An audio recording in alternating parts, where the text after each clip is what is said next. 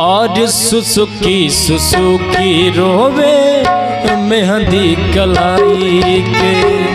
सुसुकी रोवे मेहंदी कलाई के। होलियों के दिन आजा, होलियों के दिन आजा, छोड़ के लड़ाई के। सुसुकी रोवे मेहंदी कलाई के। सुसुकी रोवे मेहंदी कलाई के।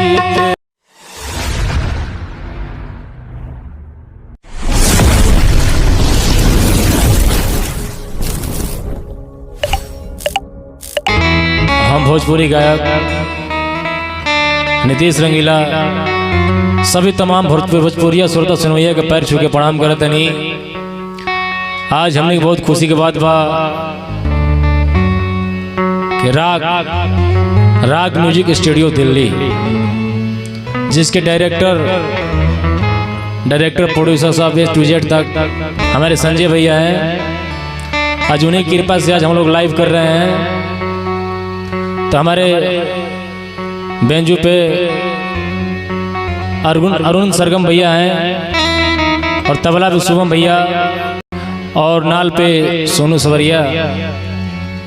आई एगो औरत बेर हमें अपना पति से गुहार करतिया, का कहतिया यही होली के मौसम बा, टाइम बा, उनकर पति देव बॉर्डर पे नौकरी करा तारे और का कहा तड़ी बिरह के भाव बा।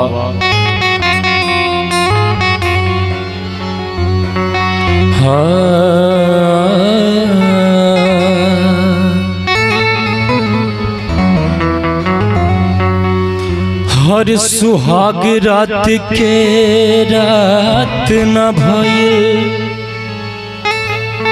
और से जिया मोर रंगीन।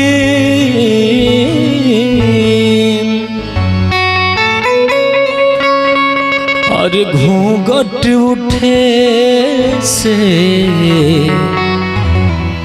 हर पहिले राजा उठा लेला संगी। क्या बात है, जय हो।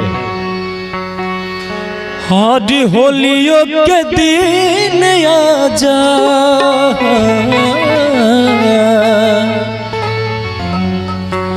आज होलियों के दिन आजा, छोड़ के लड़ाई के। आज होलियों के दिन आजा, छोड़ के लड़ाई के। आज सुसुकी रोवे मेहंदी कलाई के।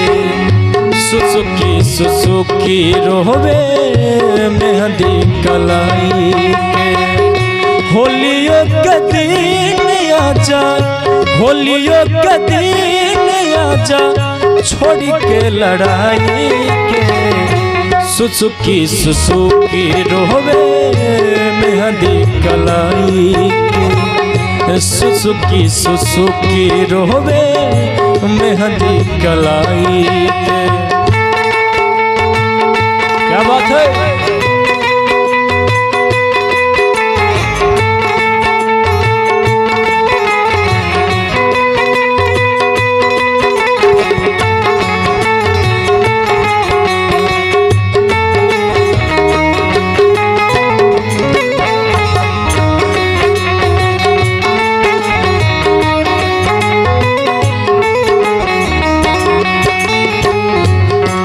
और का भाव शुभम भैया।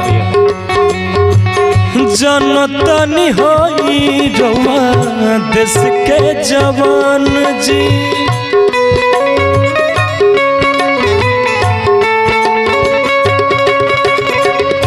जनतनी होई रउआ देश के जवान जी और रउवे बाटे पूरा देशवा के सन जी।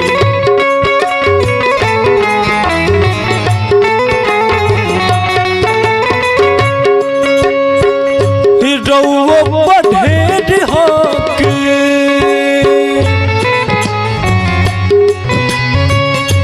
रउवो बढ़ेर हक बाटे भारत माई के। सुसुकी सुसुकी रोवे मेहंदी कलाई के। सुसुकी सुसुकी रोवे मेहंदी कलाई के।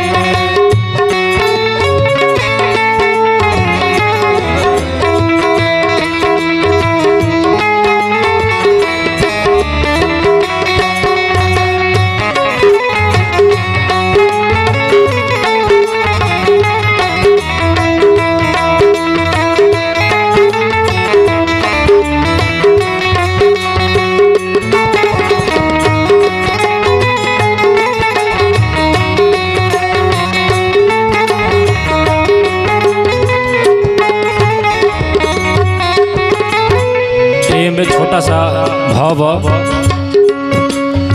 हो। बड़े दिनों के बाद हम बेवतनों को याद।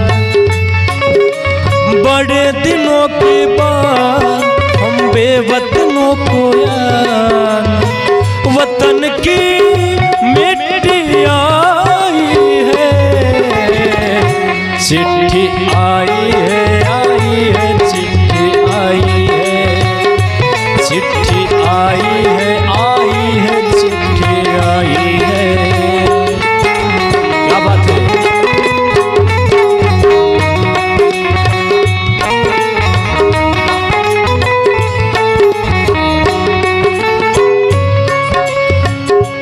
और का भाव सीमा से खरीद के ले आइहा सावरिया।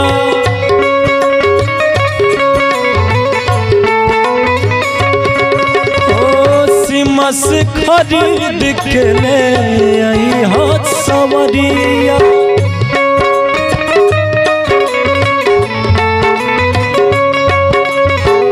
हरियर उजरा का केसरिया अबिरिया।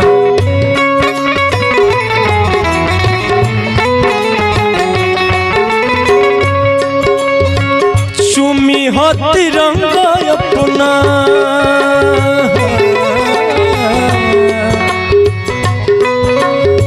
चुमी हो तिरंगा।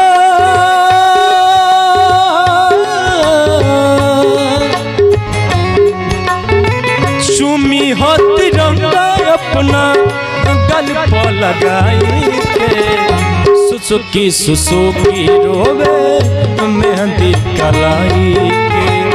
सुसुकी सुसुकी रोवे मेहंदी कलाई के। होलियों का दिन आजा। होलियों का दिन आजा छोड़ के लड़ाई के। सुसुकी सुसुकी रोवे मेहंदी कलाई के।